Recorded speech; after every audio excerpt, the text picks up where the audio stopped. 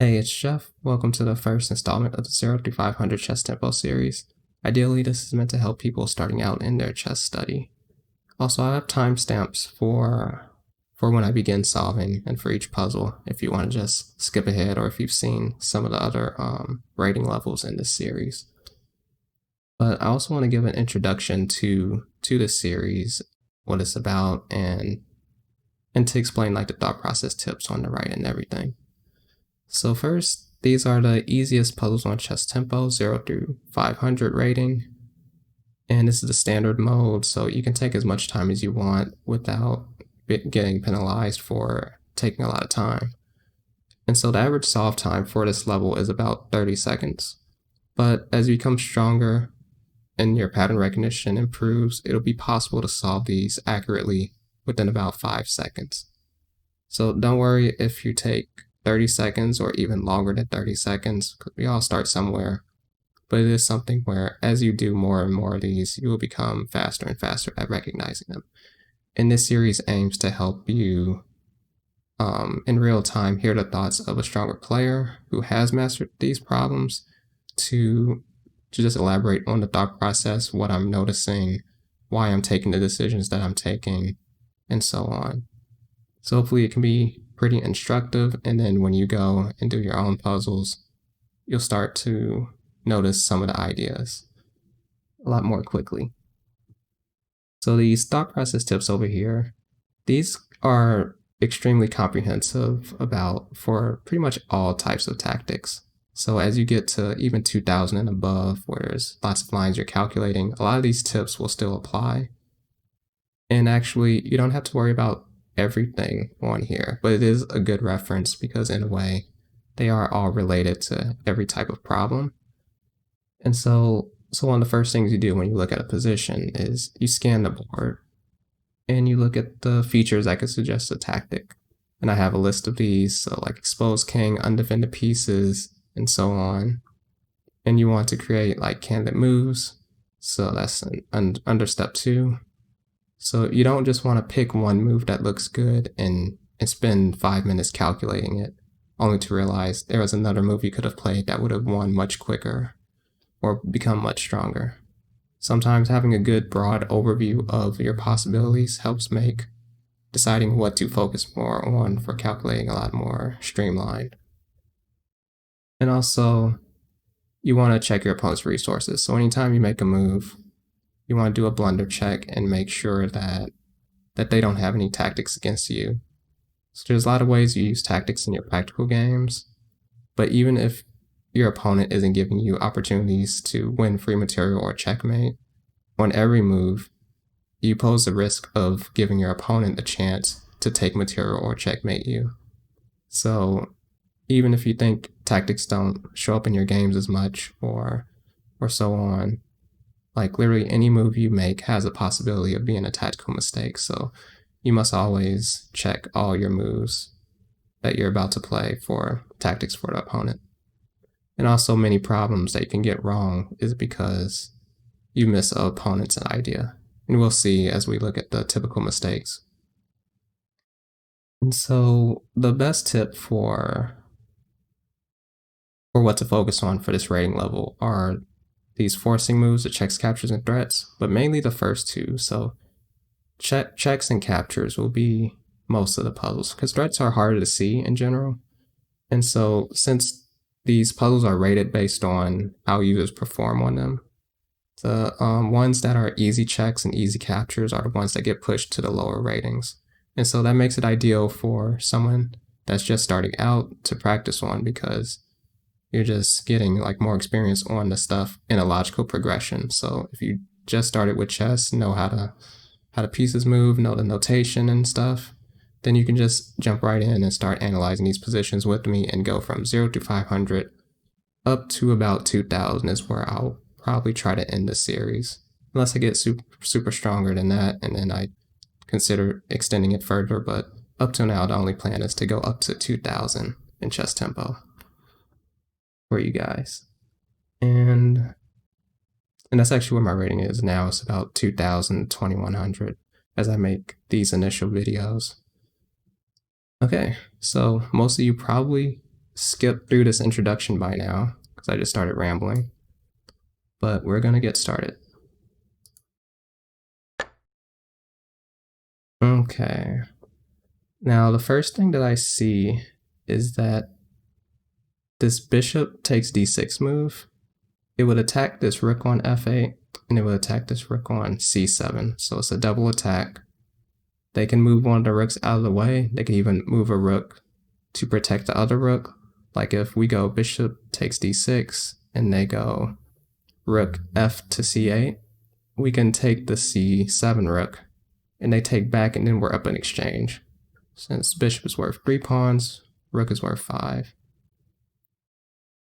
And so there's nothing else that I would even look at in this situation, except I do notice that they have a d pawn. So in some situations, going for something that clearly wins material could be wrong if they had like counter tactics. But in this case, they don't.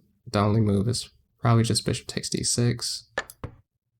And so they move this rook out of the way, and we could just take the f8 rook. Now I'm going to go to the analysis board, and we're going to take a look at some of the mistakes. So rook d1, one move 1, was the first mistake. So they were just trying to attack this pawn, trying to stop it. It is a passed pawn. It does look very dangerous. It is something to always be considered when you play a practical game, because they can just make a queen sometimes. But in this situation, the rook is guarding the first rank, so there's nothing to worry about.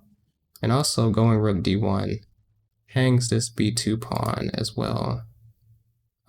Taking on b2 it may or may not be the best move, but the thing is rook d1 only aims to win 1 pawn at best, assuming they don't take here. And usually for these tactics, you want to win at least 2 pawns worth of material. And so we can see here we took a pawn, and then we're also winning an exchange. So, yes, you would want to consider all your candidate moves. So if you see bishop takes and rook d1, it's clearer to see that this one will win more material when you notice that the bishop is attacking both these rooks, which are higher value than the bishop. Okay, now let's see, what was rook captured a7 on move 1 was another mistake. So this one, so we'll look at the typical mistakes list real quickly. So the first one was maybe overlooking candidate moves for yourself. Maybe if you played rook d1, you didn't see bishop takes e6. But 2 might be missing candidate moves for the opponent, because after rook takes a7, what good forcing moves does black have? Well, they can take the rook with their rook, and then they're up material. So then black's winning. So this should be immediately discarded once you see that this rook is defending it. And now bishop c3, or no, 2 rook takes a7 was the next most common move. So in this position, some people, not as many, but some people went rook takes a7 here. And this it misses the fact that you can take this rook, which is worth more, and also the fact that this rook could just take this bishop. So that's about it for that puzzle.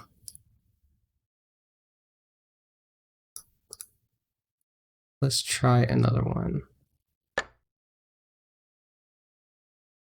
Okay, so this one, it looks like back rank mate.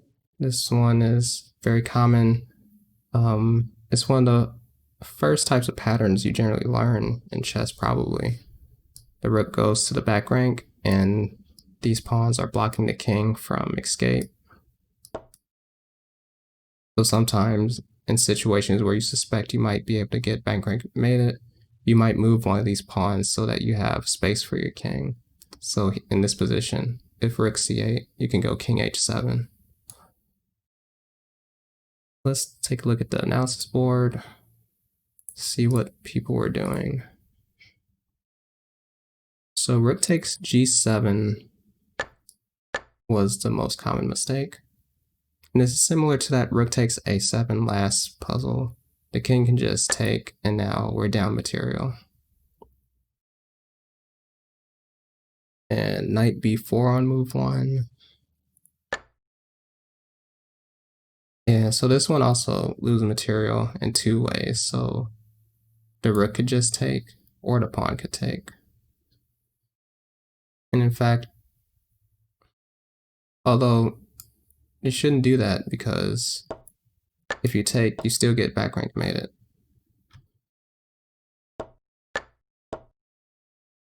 Yeah, so I almost missed that. But so the main reason that it's wrong is that it's not the move that just wins on the spot.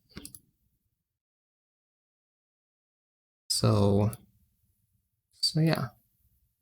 And rook a7 was the next most common move on move 1.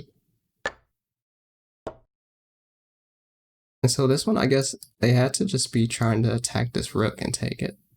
But the problem is they're a move too slow because black can just take that rook.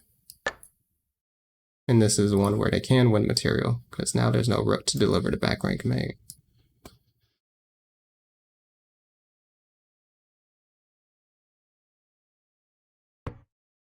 Alright, so scan the board, look at all the pieces. Undefended pieces are very common because you can just take them. So this bishop on a6 is undefended, and it's attacking our queen, but the queen can just take back. So it's like that when those rooks, that rook a7 in the last puzzle, they're just a move too slow with this threat. So you don't want to, so as black here, you don't want to create a threat when they could just take it. Sometimes you might make a move like bishop a6 and they don't see it, and then you win some games like that. But as you get stronger, people will punish it every time. Let's take a look at the analysis board.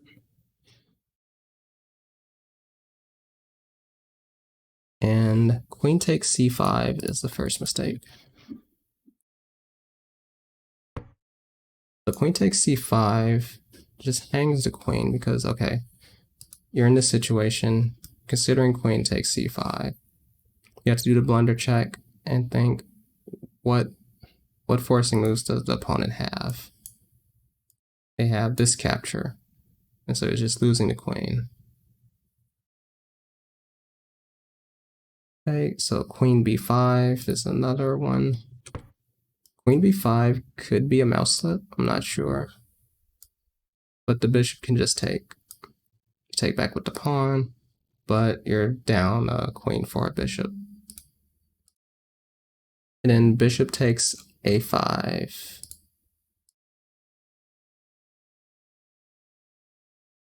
see. Yeah, bishop takes a5 just hangs this queen again. And if you recapture the bishop, they can capture your bishop. If you move your bishop out the way, they can move their bishop out the way. And so you're not even getting the bishop back for the queen. You just traded a pawn for a queen in this situation. So again, those blunder checks, undefended pieces, checks, captures, threats, these are the things you want to be looking for. And once you get the hang of it, a lot of these puzzles are going to be super simple for you. Okay. Just close my analysis board, go back to this, and do another one. Alright, so the first thing to notice is that we are in check. And the question is, can we just take the rook? You don't want to just take the rook blindly, because you don't know what else could be lurking. Like in some situations, you might be getting back rank mated.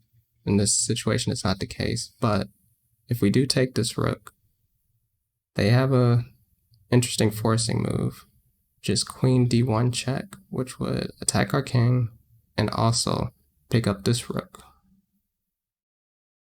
And so then it looks like the position is going to be pretty much even. But to be honest, I don't really see king h3 or king f3 as much better because we're still going to have two rooks and a queen versus two rooks and a queen anyway. So taking this rook and them going here to pick up this rook is pretty much unavoidable. And other than that, there's no other serious threat that black has. So yeah, so we're going to look at that line in analysis board since they didn't really test us on it. But after queen d1 check, so after king g2, it's not as strong for white, but they can take here. White still has an edge, but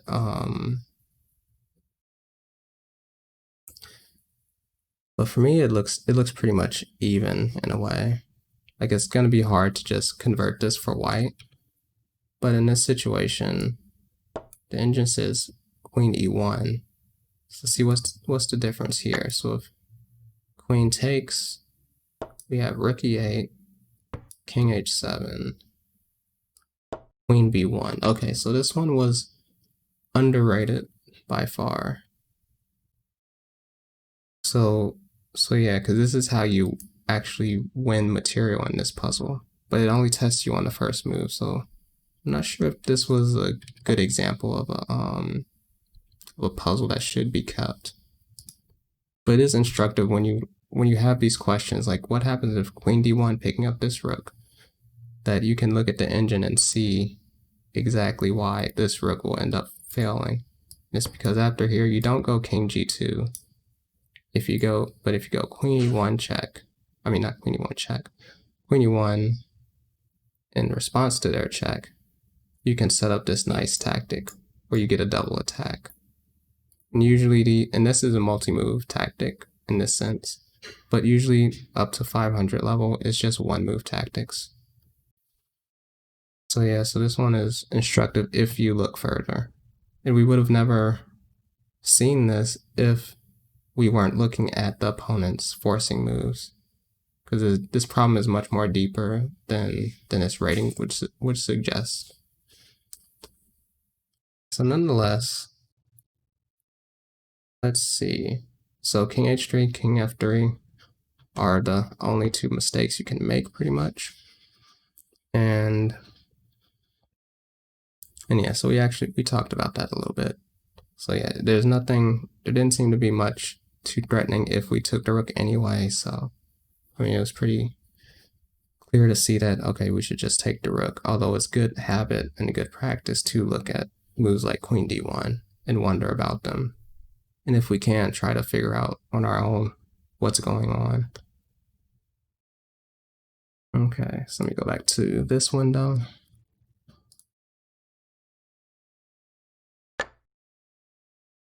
All right, so candidate move I'm looking at, and it's because this king looks pretty exposed. There's no pawns guarding him.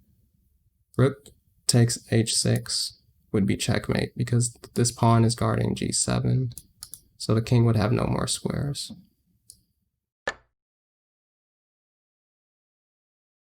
Okay, analysis board. And let me check on the mistakes. So f7.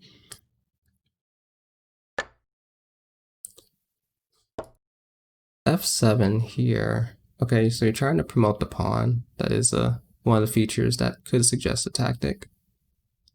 And I guess this is the case where you want to have a good idea of what all your candidate moves are, because once you see a move like rook h6 and that is checkmate, it's hard to consider anything else. And also, black in some situations might end up having some threats against white if they're not careful. Like they have control this g file. If this queen was slightly somewhere else, then queen here would be checkmate. It's not right now because the queen could take. But yeah, so it's really just a checkmate in one puzzle. So if there is, and the checks are probably one of the first things you want to just look at in each position if you're around this rating range on ChessTempo or on like any website that you play on. Like, just look for, like, if nothing else, just look for all their checks.